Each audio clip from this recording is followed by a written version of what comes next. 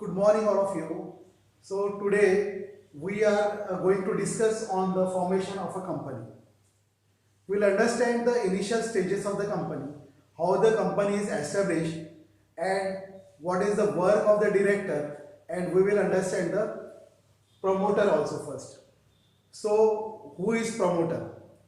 Promoter is a person, is he is an individual person having knowledge and idea of to establishing of a company.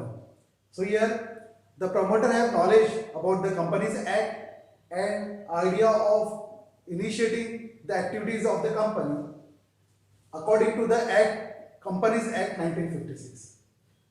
Promoter can be an individual person, but it can also be a syndicate.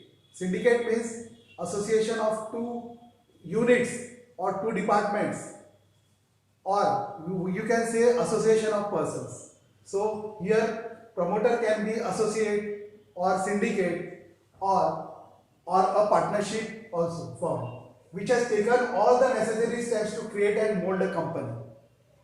So here the necessary steps are required and in molding a company according to the Companies Act 1956.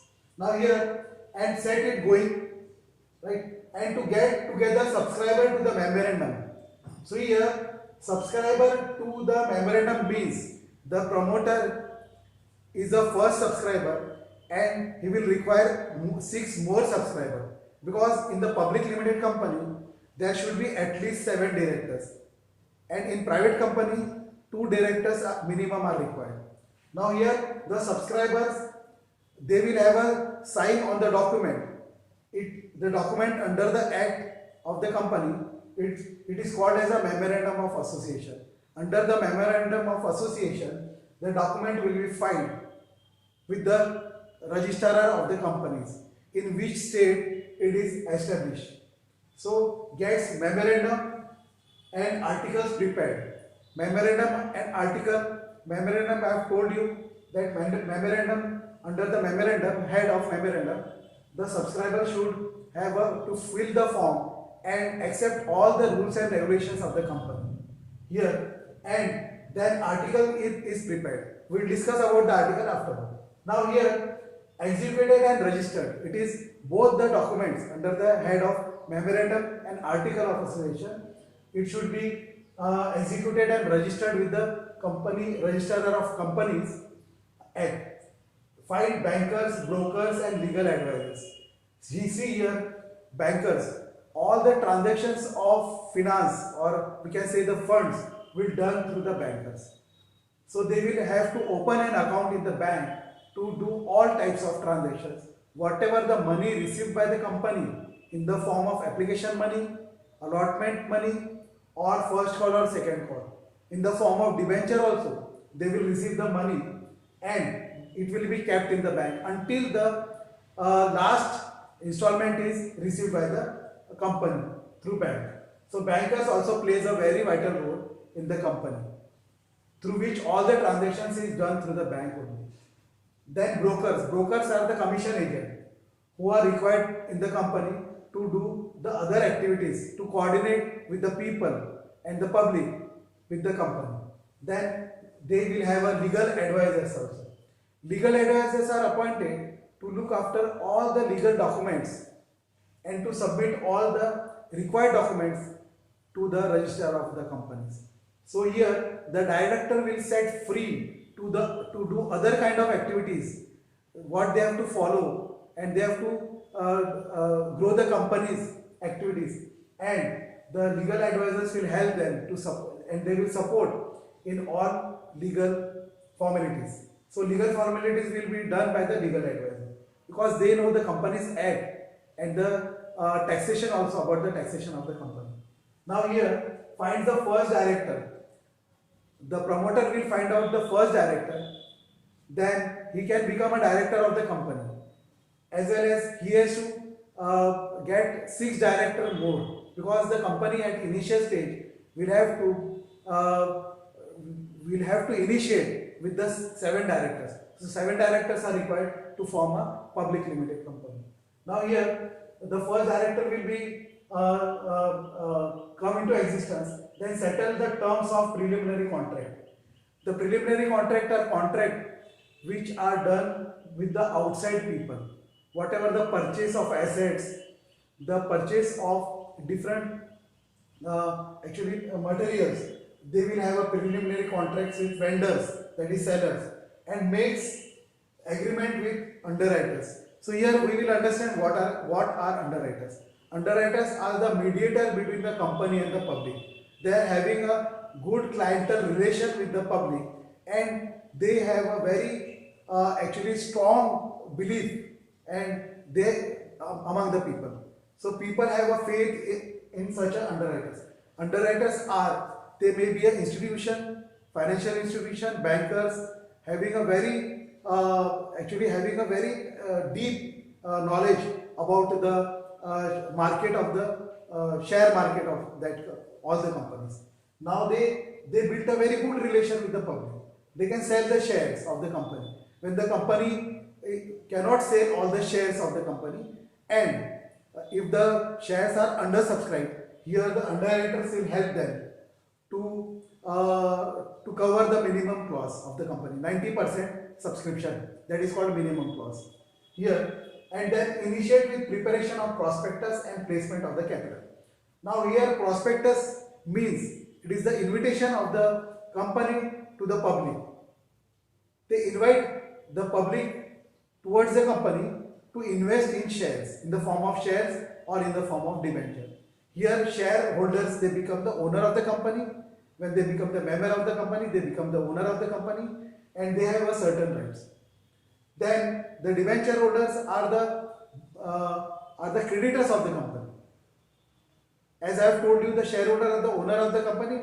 Debenture holder, they deposit amount in the company, and they become the creditors of the company. They get the interest, and shareholder, they get dividend.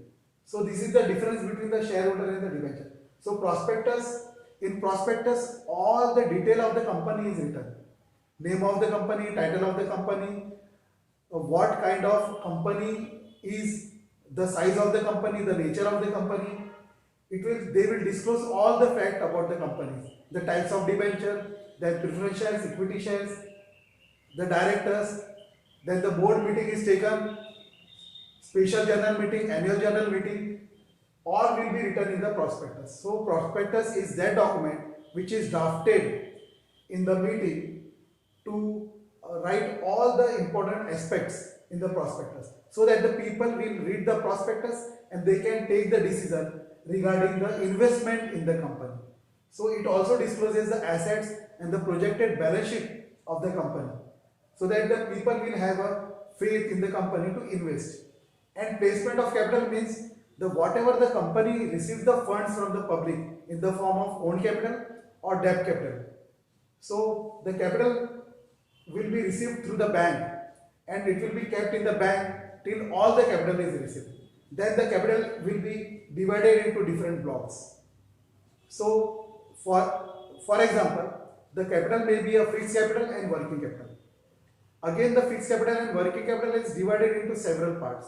So they will have the shares are converted into bundle, and those bundles are can be utilized for the initiation of the company or to start the company at initial stage. So capital plays a very important role in the company. Now I have written these two things, that is called memorandum of association and article of association. So we will understand what is memorandum of association. Now memorandum of association is the rules and regulations under which the company's rules and regulations are written. So these rules and regulations are related with the incorporation of the company, commencement of the company, and the formation of the company. It is the outside rule. All the rules are related with the constitution or the parliamentary act, whatever the company has to follow at the initial stage.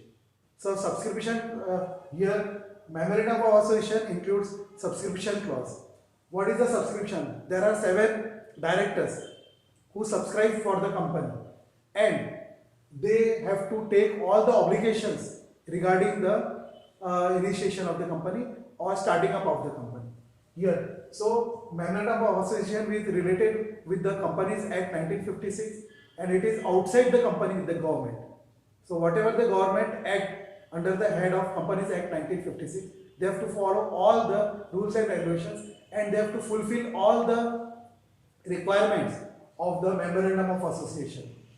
So every aspect will be come under the head of memorandum of association where company is establishing and they are getting the permission from the government for the commencement of their business, right? Then article of association is there.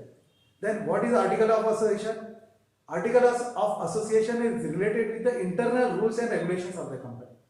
They may be called as a code of conduct of that company.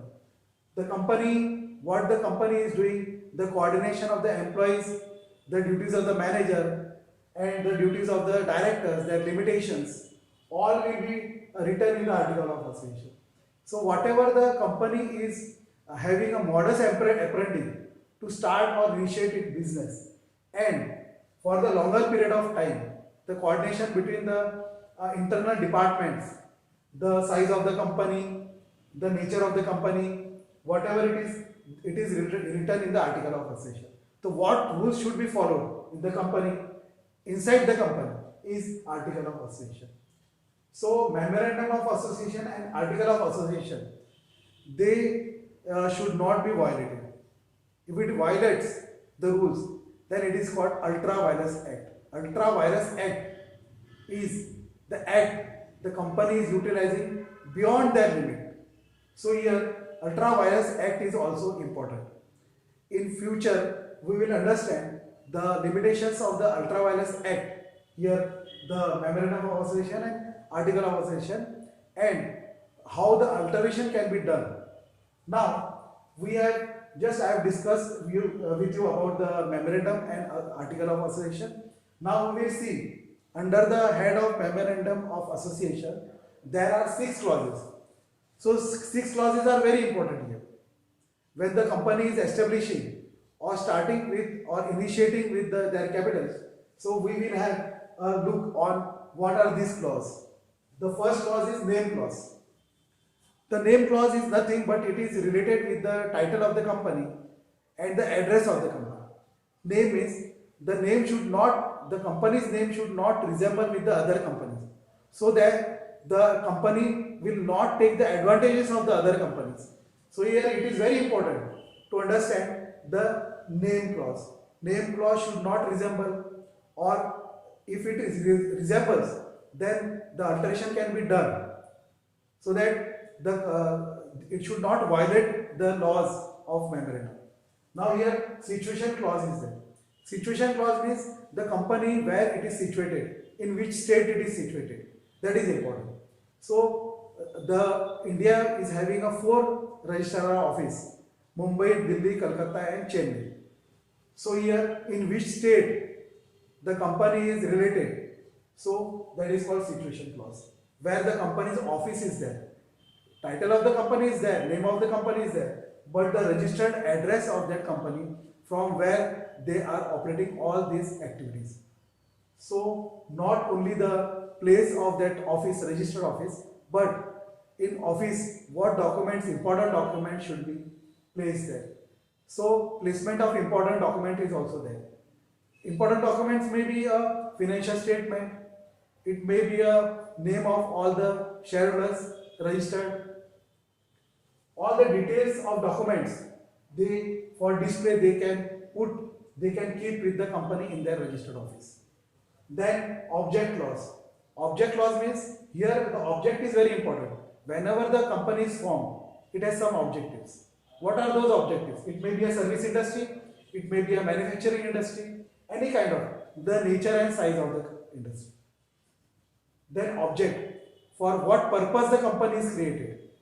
So the company will utilize its capital for that purpose only. They will not divert their fund. If the real estate business are going very high, then they will not divert their funds in the real estate. If the company is started with the manufacturing product manufacturing, then they will only do such kind of. They will not violate the rules And of course, if any objectives of the company is violated, then the public, the shareholder will not have a faith or trust with the company. So here it should not be violated. Object clause. Then what is liability clause? Liability clause is that clause. It is related with the liability of the investors. Now the company limited by share, so it will have a limited liability. How it will have? The shareholder, they invest in the company and they know all the terms and conditions of the company for which they have invested in the company. So here liability of the shareholder is limited up to their face value of that share. If the company goes into debt or company is unable to pay the debts of the people or the bankers, the shareholder will be not held liable for that. Only they will be held liable for that up to their face value of the share, not above the face value of the share.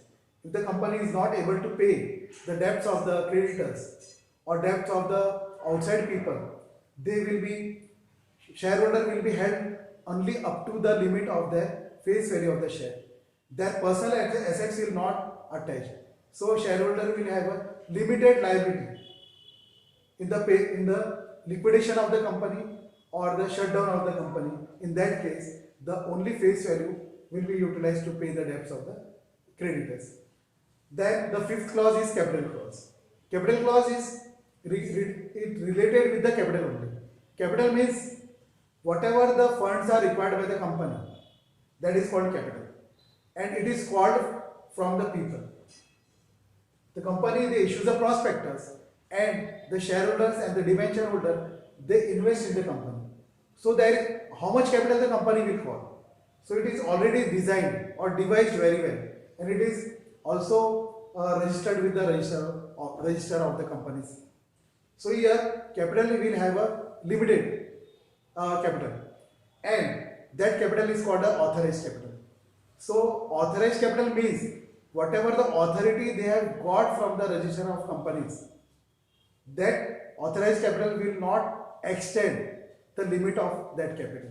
So here the company will have a limitations over the capital above which the company will not get the capital from the public. It is not allowed. So authorized is the maximum limit of the capital the company cannot. If there is oversubscription, if the more people have subscribed or more people have initiated to take the shares of that company, then the oversubscription, whatever the amount the company is received, that amount will be refunded to the people, those who are not allotted the shares. So the company will only keep the authorized capital, and they will follow all the rules and regulations of the business under the head of the capital. Now here the sixth clause is called a subscription clause. Subscription clause means, I have already discussed with you, there are 7 directors, they are subscribing in the company. Subscribers are also members of the company, they have invested in the company in the form of shares. So subscription clause is very important because they have to sign the forms as per the rules and regulations under the head of memorandum of association. So subscribers, they have some limitations, they have some rules and regulations regarding their duties and responsibilities. They have to follow at each stage.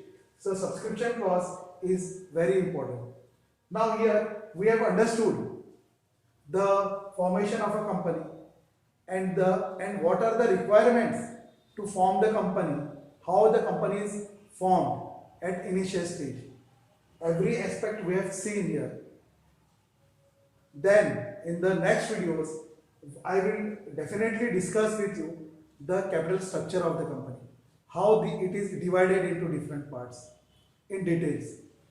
So here, if you like my video, you can send your opinions, or you can subscribe my channel to see the next videos. Thank you very much.